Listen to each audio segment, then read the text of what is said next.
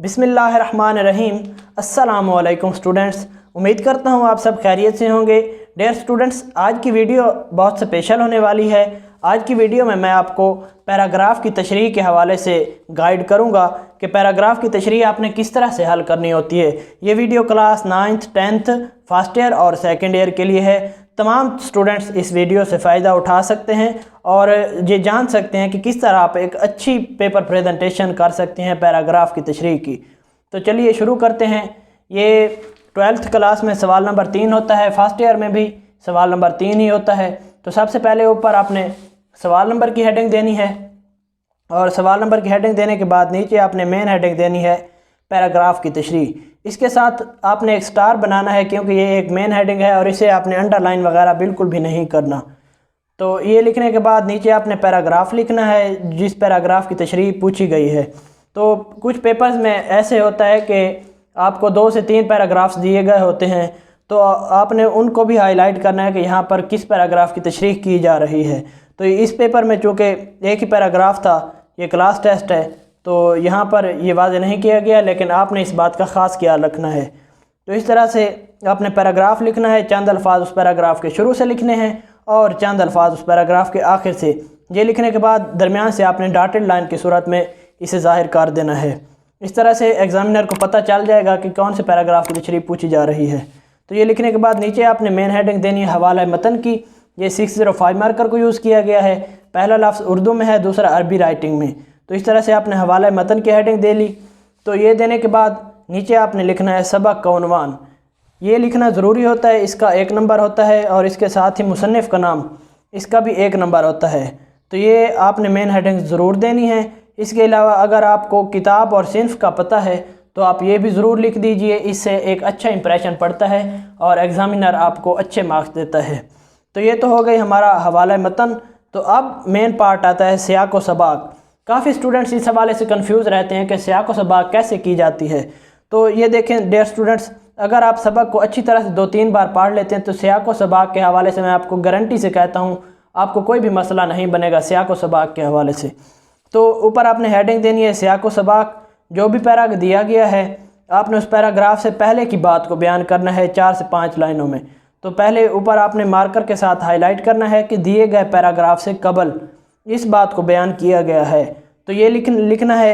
इसके बाद आपने दूसरा पैरा शुरू करना है और उसमें आपने ऊपर मार्कर के साथ हेडिंग देनी है कि दिए गए पैराग्राफ के बाद। तो ये तो हमारे पास 2 पार्ट हो गए, यानी सियाक़ व सबाक़ के 3 नंबर्स होते हैं, यहाँ पर हमें 2 नंबर्स मिल गए। अब रहती है बात तीसरे नंबर की। तो तीसरा नंबर आपने किस तरह से हासिल करना है तो वो मैं आपको आगे चल कर दिखाता हूँ। ये देखिए यहाँ पर ये तो हमारे 2 पैराग्राफ मुकम्मल हुए। अब बचता है तीसरा नंबर। तो तीसरे नंबर के लिए आपने ऐसा करना है कि आपने यहाँ पर लिखना है कि दिया गया पैराग्राफ सबक के कहाँ से लिया गया है, यानी किस हिस्से से लिया गया है। शुरू से लिया गया है, दरमियान से लिया गया है या आखिर से लिया गया है। तो आपने उसको बयान करना है सबक के वास्त। तो ये देखिए जहाँ से भी सबक लिया गया है आपने उसे मार्कर के साथ हाईलाइट करना है अलहदा से, ताकि एग्जामिनर को पता चल सके कि बच्चे को इसके हवाले से अच्छी तरह से गाइडेंस है। तो ये चेक करने के बाद नीचे आपने तशरीह स्टार्ट करनी है। तो तशरीह के हवाले से एक अहम बात कि सबसे पहले आपने जो भी मुसन्निफ़ है सबक का आपने उसका तारुफ ज़रूर बयान करना होता है।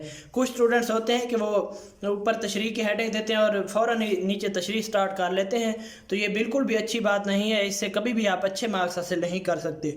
तशरीह के हवाले से आपने एक बात का ख़ास ख्याल रखना है कि तशरीह में सबसे पहले आपने जो भी मुसन्निफ़ होगा सबक का या नज़म और गज़ल में जिस तरह शायर होते हैं तो आपने उसका शायर का तारुफ लिखना है नज़म और गज़ल के अशार में, और जब पैराग्राफ की तशरीह होगी तो उसमें आपने मुसन्निफ़ का तारुफ ज़रूर लिखना होता है।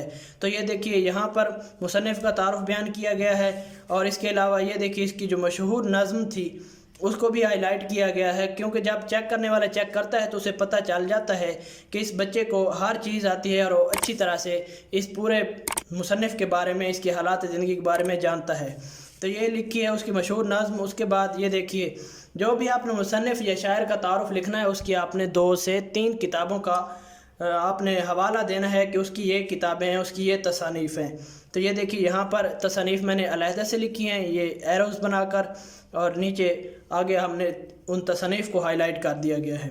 تو یہ دیکھیے یہ پہلا پیراگراف، جو پہلا پیج ہوگا تشریح کا، یہ تقریباً ہی مصنف کا تعارف اس میں فل ہو جائے گا۔ اور اس کا آپ کو فائدہ ایک یہ ہوگا کہ آپ اگر مصنف کا تعارف یاد کر لیتے ہیں تو چاہے اس سبق میں سے کہیں سے بھی پیراگراف آ جائے تو آپ اس پیراگراف کو، مصنف کے تعارف کو ہر پیراگراف کی تشریح میں لکھ سکتے ہیں۔ اس سے آپ کو ایک پیراگراف اچھی طرح سے جب یاد ہوگا تو آپ کے لکھنا بہت آسان ہوگا اور آپ کے پیپر کی لینتھ جلدی بڑھ جائے گی۔ تو یہ لکھنے کے بعد نیچے آپ نے تشریح بیان کرنی ہے۔ یہ دیکھیے یہاں پر ہائی لائٹ کیا ہے، یہاں پر علیحدہ سے پیراگراف میں لکھا ہے کہ تشریح طلب پیراگراف میں۔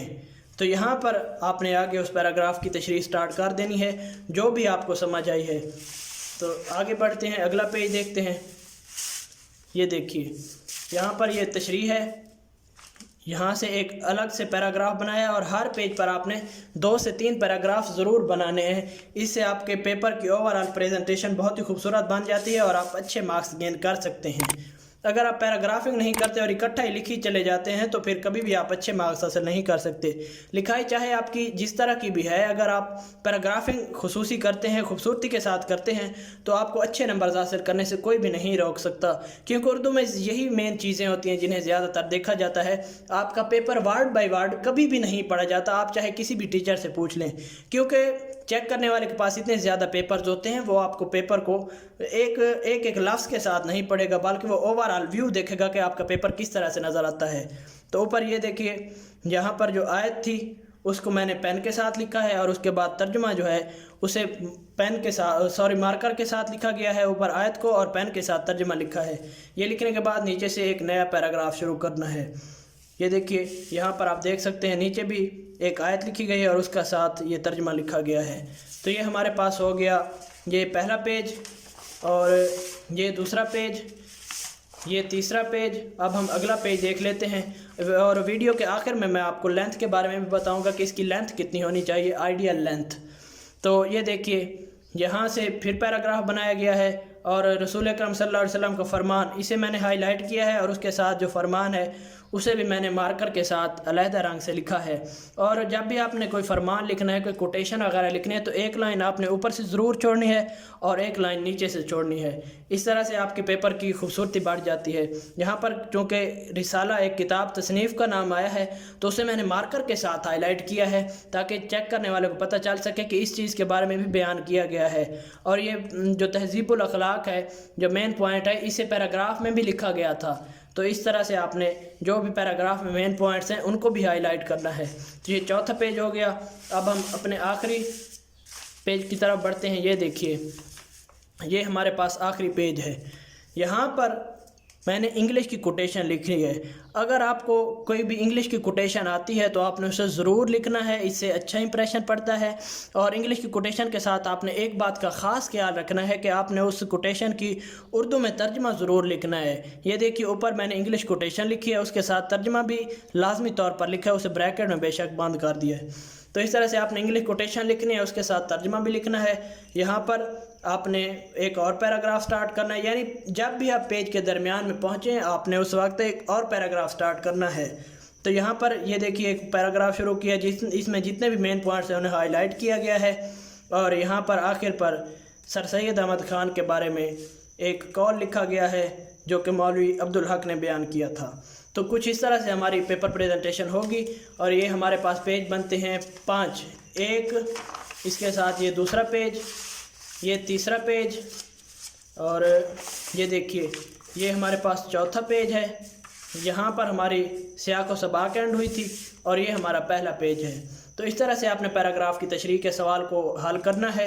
تو امید کرتا ہوں آپ کو ویڈیو پسند آئی ہوگی۔ چینل کو سبسکرائب کیجئے، میں آپ کے لیے اس طرح کی بہت ہی مفید ویڈیوز لاتا رہتا ہوں، اور ویڈیو کو لائک بھی کیجئے، اور اگر ہو سکے تو دوستوں کے ساتھ بھی شیئر کیجئے۔ ملتے ہیں اگلی بہترین ویڈیو میں، اس وقت تک کے لیے اجازت دیجئے۔ اللہ حافظ۔